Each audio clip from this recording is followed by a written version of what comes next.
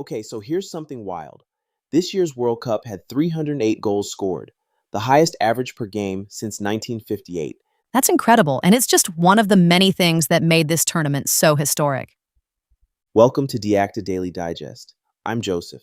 And I'm Juniper. Here are today's top stories. Let's start with the World Cup because honestly, it was a spectacle. This was the first time the tournament expanded to 48 teams, and it delivered on drama, surprises, and record-breaking moments. What stood out to you, Juniper? Oh, where to begin? Spain's defensive dominance was unforgettable. They conceded just one goal across 8 matches and kept 7 clean sheets. That's the best defensive record in World Cup history. It's like they turned their goal into a fortress. Totally. And the expanded format brought in 4 debutant nations: Jordan, Curacao, Cabo Verde, and Uzbekistan. Seeing new teams on the world stage is always exciting. Cabo Verde, in particular, had some inspiring underdog moments that really captured the spirit of the tournament. That's one of my favorite things about the World Cup. The stories that go beyond the scorelines. Like Haiti, the lowest ranked team in the tournament, facing a group with Brazil, Scotland, and Morocco. Even though they didn't advance, just being there was a huge achievement. Exactly. And then there were the individual milestones. Kylian Mbappe won the Golden Boot with 10 goals, which is just incredible. But you also had players like Mexico's Gilberto Mora, who at just 17 years old was the youngest player in the tournament. On the flip side, Scotland's Craig Gordon was the oldest at 43. That's a 25-year age gap between the youngest and oldest players. Talk about generational diversity. It really shows how football brings people together, regardless of age or background. But let's talk about the expanded format. There was a lot of skepticism going into this World Cup about whether adding more teams would dilute the quality of play. What's your take? I think it's a mixed bag. On one hand, the larger format allowed more fans to see their national teams compete, which is a huge win for global football. But the advancement of third-place teams from the group stage raised some questions. Out of the 8 third-place qualifiers, 7 were eliminated immediately in the round of 32. Only Paraguay managed to win a knockout match, and even they were out by the round of 16. It makes you wonder if the format needs tweaking. That's a valid point. It's a tricky balance, making the tournament inclusive while maintaining a high level of competition. And then there's the issue of how qualification spots are distributed among confederations. Should it be based on historical performance, population size, or something else entirely? That's the million-dollar question. UEFA, for instance, had 16 teams in the tournament, and 3 of the 4 semi-finalists were European. Meanwhile, CAF had 10 teams, and while 90% of them reached the round of 32, only 1 made it to the quarterfinals. It's a tough call, but one thing's for sure, the World Cup remains a global celebration of football, and that's what makes it so special. Couldn't agree more. Let's shift gears to our second story: asset managers and their increasing investments in artificial intelligence. This one's fascinating because it's not just about technology. It's about how industries adapt to rapid change. Right? According to research from Clearwater Analytics, 63% of firms increased their AI budgets by more than 50% in the past year. That's a massive jump. But what's interesting is the divide in opinions about whether this spending is justified.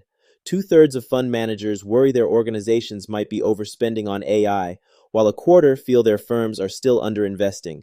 It's a classic case of uncertainty in the face of innovation. It really is. And what's striking is that most of these firms aren't new to AI. More than half started integrating it 4 to 5 years ago, and another third began 2 to 3 years prior. So they're not experimenting anymore. They're scaling up and trying to turn these investments into measurable outcomes. Exactly. AI is already influencing core functions like investment decisions, risk management, and operations. For example, 43% of respondents said AI accounts for 25-49% of their investment decisions. But the real challenge is making AI a systematic part of their processes. It's one thing to have the tools, it's another to use them effectively. That's so true.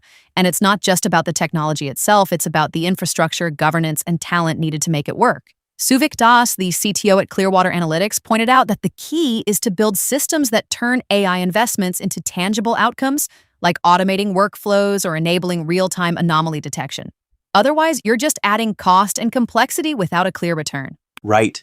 And this isn't just a theoretical issue. The survey covered 178 senior executives across various types of asset management firms, so these are real-world challenges they're grappling with. It's a reminder that while AI has enormous potential, it's not a magic bullet. It requires careful planning and execution. Absolutely. Let's move on to our final story. The U.S. Embassy's security alert in Israel. This one's a bit heavy, but it's important. The alert was issued in response to a wave of organized crime attacks targeting businesses and residences, particularly in central coastal areas like Tel Aviv, Jaffa, and Herzliya. It's a troubling situation. The embassy's advisory urged American citizens to exercise caution, especially in busy commercial districts and during late-night hours. They also recommended enrolling in the Smart Traveler enrollment program and being aware of nearby protected spaces in case of rocket or missile threats. It's a stark reminder of the complexities of living or traveling in regions with heightened security risks. And it's not just random violence. These incidents are linked to rival organized crime groups with specific attacks on the Japanica restaurant chain. Grenades, arson, shootings, it's alarming. Israeli police have made several arrests, including Yossi Musli, a leader of the Musli crime family, but the situation remains tense.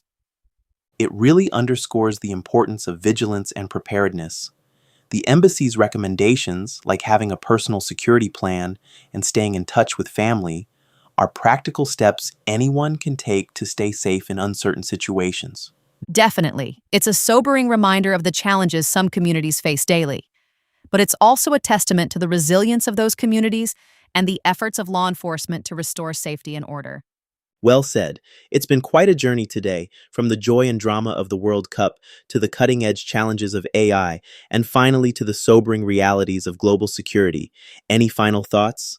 I think what ties all these stories together is the idea of adaptation. Whether it's adapting to a new World Cup format, integrating AI into business practices, or navigating complex security situations. It's a reminder that the world is constantly changing and we have to change with it. Couldn't agree more. Thanks for the great conversation today. Until next time. Always a pleasure. See you next time.